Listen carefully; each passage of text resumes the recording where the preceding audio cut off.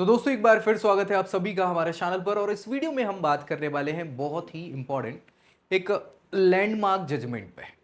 भारत की जजमेंट प्रक्रिया कैसी है, लीगल कैसे क्या केसेस हैंडल किए जाते हैं, और वे सभी केसेस जिसका कहीं ना कहीं नाता हमारी जुडिशरी को मजबूत करने में है। ये एक श्रृंखला हम डिस्कस करेंगे, एक एक करके एक एक केस जो है जो बहुत इंपॉर्टेंट है हमारी या फिर विश्व की अलग अलग जुडिशरी से रिलेटेड, वो हम डिस्कस करेंगे। फिलहाल इस वीडियो में हम जो बात करने वाले हैं एक इंडियन केस है, बहुत ही इंपॉर्टेंट लैंडमार्क जजमेंट है, जिसमें बात करी गई है इंटॉक्सिकेशन में क्या किसी का इंटेंट हो सकता है या नहीं हो सकता। इसको लेके एक बहुत बड़ा फैसला किया गया था।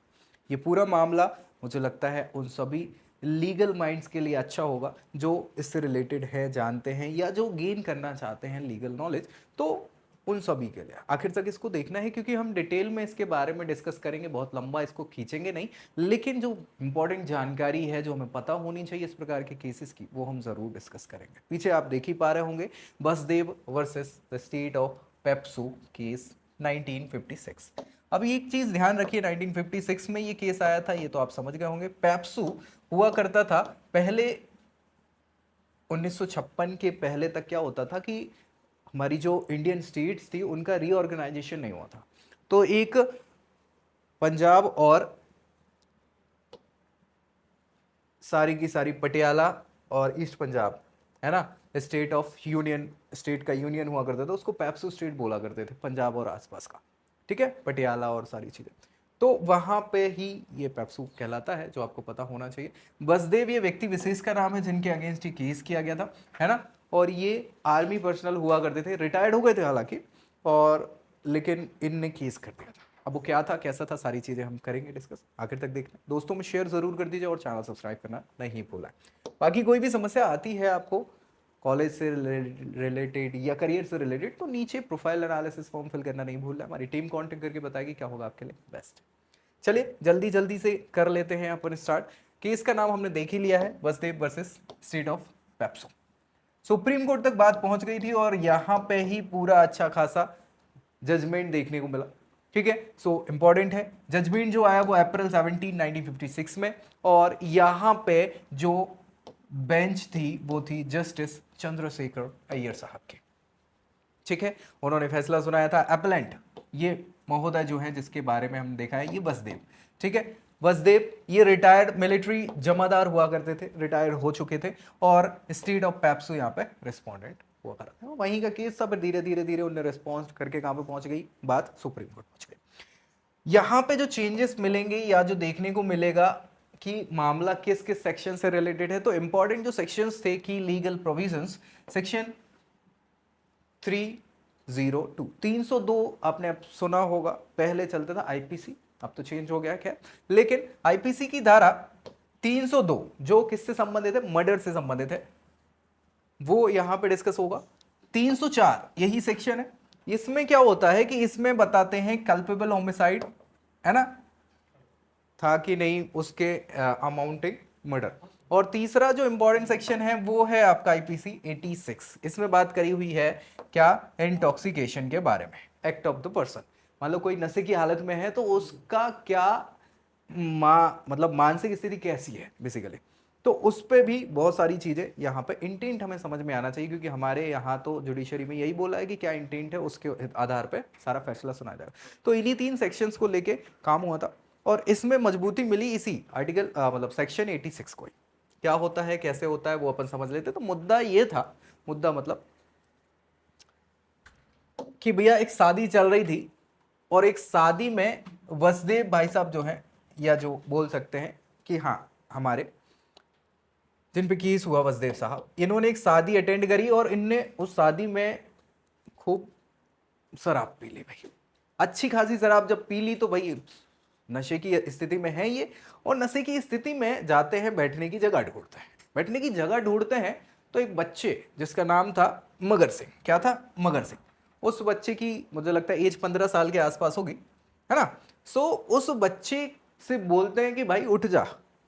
अब बच्चा तो बच्चा है, और उसको समझ में आया कि नशे की स्थिति में सारी बदबू बदबू तो आती है, तो वो बच्चा नहीं उठा, और नहीं उठा तो गुस्सा आ गई भाई साहब को, और गुस्सा आ गई तो इतने उठाई बंदूक और गोली तान दी, अब्डोमेन पर लगा और बच्चा एक्सपायर। अब इतने सारे लोग तो देख ही रहे थे और सारी चीजें थी, तो वही सबसे बड़ी समस्या आई। जो विटनेस बोल रहे थे, विटनेस कह रहे थे कि भैया अनकॉन्शियस स्थिति में ये थे, इतनी दारू इनने पी ली थी, शराब पी ली थी, ऐसी स्थिति। तो अब जब फैसला मतलब केस हुआ, बच्चे को आपने मार दिया, भले नशे की कंडीशन में है, कुछ भी है, तो क्या होगा? कुछ नहीं होगा, आपको पकड़ लिया गया, सारी चीजें। ट्रायल जो स्टार्ट होगा वो क्या होगा? ट्रायल हुआ, सेक्शन 302 आईपीसी, मर्डर कर दिया आपने, 304 भी वहां पे लगेगा, है ना, और 86 तो लगेगा ही, इंटॉक्सिकेशन की स्थिति में आप थे। बस इसमें क्या हुआ कि आपको कन्विक्ट मान लिया गया। अब इनको बस डेथ पेनाल्टी नहीं दी, मृत्युदंड नहीं दिया। भाई यार सच्चाई सी बात है, बच्चे को मार दिया, आप तो बड़े बुजुर्ग व्यक्ति हैं, समझदार व्यक्ति माना जाता है आपको, आपने बच्चे को मार दिया। तो डेथ पेनाल्टी यहां नहीं दी गई, केस पहुंच गया हाई कोर्ट, पेप्सू कोर्ट पहुंचा हाई कोर्ट, और वहां पे इनको क्या कर दिया गया, हाँ, अपील को इनने खारिज कर दिया।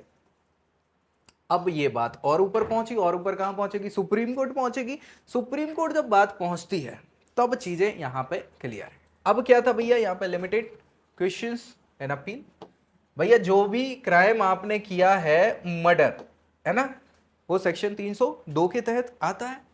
कल्पेबल होमिसाइड, ये सेक्शन 304 आईपीसी, और यहां पे सेक्शन 86 आईपीसी के तहत, मतलब बेसिकली कि आपका कितना इंटेंट था।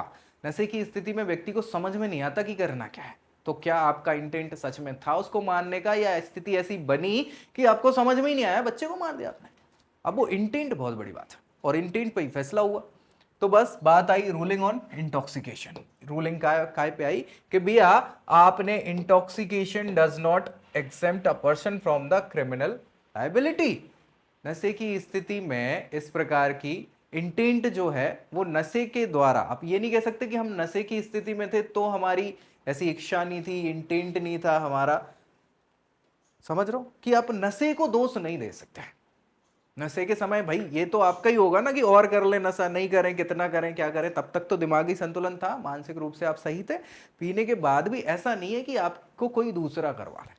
समझ रहे? तो ये सारी चीजें आई, इंटेंट प्रूव किया गया और प्रूव हुआ बेसिकली। तो यहां पे बात जो आई कि भैया the accused was aware of his action despite intoxication.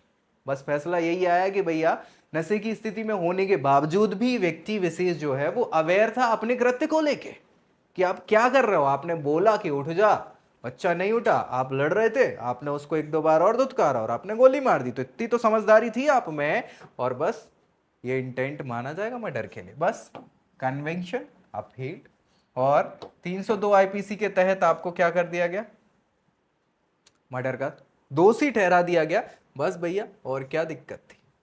Supreme court ने फिर हटाई केस, मतलब ये सारी चीजें और बोल दिया।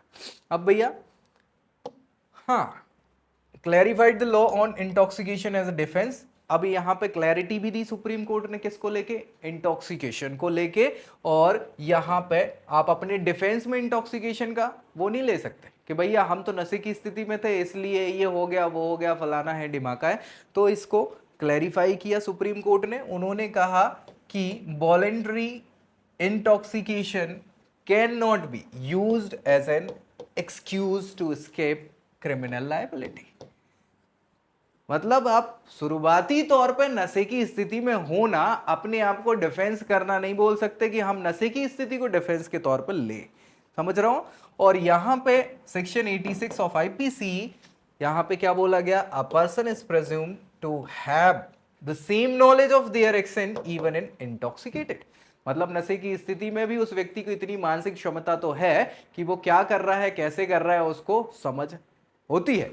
चाहे वो इंटॉक्सिकेशन जितना पहले था उसके बाद था उस हिसाब से। तो इंटॉक्सिकेशन मतलब नशे की स्थिति को आप डिफेंस के तौर पर इस्तेमाल नहीं कर सकते इस प्रकार के कृत्यों पे। और ये बहुत ही इंपॉर्टेंट लैंडमार्क जजमेंट साबित हुआ, क्योंकि उससे पहले लोग बाग क्या करते थे, नशे की स्थिति में है तो कुछ भी हो गया, जैसे आज के समय में मानसिक संतुलन हम खो बैठे तो कर देते, उसी प्रकार का ये बहुत ही इंपॉर्टेंट जजमेंट था। अब भैया यहाँ पे एक बात और आई कि क्या आपकी जानकारी और आपकी इच्छा, इंटेंशन क्या है, वो क्या है, अलग अलग है या नहीं है, तो इसको भी डिस्टिंग्विश किया, बताई चीजें डिस्टिंक्ट किया कि क्या होती है। The judgement of differentiate between the knowledge, knowledge का मतलब होता है हमेशा से अवेयरनेस ऑफ कॉन्सिक्वेंसेस। भाई मैं पढ़ाई करूंगा या मैं कोई चीज करूंगा तो उसका ये क्या होगा, कॉन्सिक्वेंसेस हो सकते हैं। पक्की बात है, ये क्या है, नॉलेज है, इसकी जानकारी रखना ही क्या है, नॉलेज है। और इंटेंशन क्या होता है कि हां अब मेरा इंटेंशन है कि मैं इसका बुरा करूंगा, तो ये इंटेंट हो जाता है बेसिकली। तो दोनों की अलग अलग डेफिनेशन समझाई कि नॉलेज अलग चीज है कि जानकारी होना, लेकिन किसी व्यक्ति विशेष पे आपको जबरदस्ती का क्या इंटेंशन आपकी ये है, वो आपका इंटेंट हो जाता है। और इंटॉक्सिकेशन की स्थिति में आपको क्या है, नॉलेज तो होगा लेकिन ये नेसेसरी नहीं है कि आपका इंटेंट भी वही हो। तो आपको प्रूव करना पड़ेगा कि आपका इंटेंट भी वही था मारने का और सारा। तो उस केस में क्या हुआ था, प्रूव किया गया था, उसको गिल्टी साबित किया गया था वसुदेव को, और उनको सजा दी गई थी कि आपका तो इंटेंट भी था कि आपने उस बच्चे के साथ ऐसा कर दिया। ठीक है, सो ये बहुत ही इंपॉर्टेंट लैंडमार्क जजमेंट था। अब इससे लीगल सिस्टम पे क्या क्या इंपैक्ट आए, तो legal president, the murder case involving drunkenness. अब बहुत सारी नशे की स्थिति में जो भी केसेस चल रहे थे ना, उसमें क्या है, कुछ चेंजेस आना स्टार्ट हुए। अब यहाँ पे ये पूरा एक लैंडमार्क बन गया इस प्रकार के केसेस के लिए, और उसमें हमने इंटेंट साबित कर दिया, तो कल्पेबल होमिसाइड में, मर्डर केसेस में उनको चार्ज किया जाने लग गया। साथ ही साथ डिग्री ऑफ इंटॉक्सिकेशन, इसमें पता होनी चाहिए कि वो व्यक्ति कितनी प्रकार से केपेबल है कि नहीं है, कितने नशे की स्थिति में है, इससे ही आपका इंटेंट फॉर्म किया जाएगा। और पहले इस प्रकार के इंटेंट प्रूव नहीं किए जाते थे, तो उसको प्रूव किया जाने लग गया। अब मतलब फोकस इंटेंट पे किया जाने लग गया, जो आपके लिए बढ़िया था। फ्यूचर केसेस को इन्फ्लुएंस किया है इन्होंने, हाँ। तो courts now carefully assess the level of intoxication, कितने प्रकार, मतलब किस स्थिति का वो नशे में था व्यक्ति विशेष, वही आपके मर्डर केसेस में इंटेंट को देखते हुए ये साबित होने लगा। लेटर जो जजमेंट्स हुए हैं उसमें वॉलेंटरी ड्रंकनेस को, हाँ, जो बेसिकली एज अ ब्लैंकेट के तौर पे, डिफेंस के तौर पे यूज किए जाते थे, उसको फिर बाद में थोड़ा सा सोच समझ के इस्तेमाल किया जाने लगा, जजेस के द्वारा उस पर ध्यान दिया जाने लगा कि इस प्रकार से वो डिफेंस की काम की चीज तो बिल्कुल भी नहीं है। कंक्लूजन क्या ही हुआ, यही हुआ कि भैया इसने प्रिंसिपल जो है voluntary intoxication does not absolve criminal responsibility, इसको इन्होंने यहां पे क्या किया, री-इन्फोर्स किया इस केस के अंदर। तो बहुत ही इंपॉर्टेंट हो जाता है ये। और यहां पे इनको सेक्शन 302 आईपीसी के तहत क्या कर दिया गया, दोषी करार दिया गया।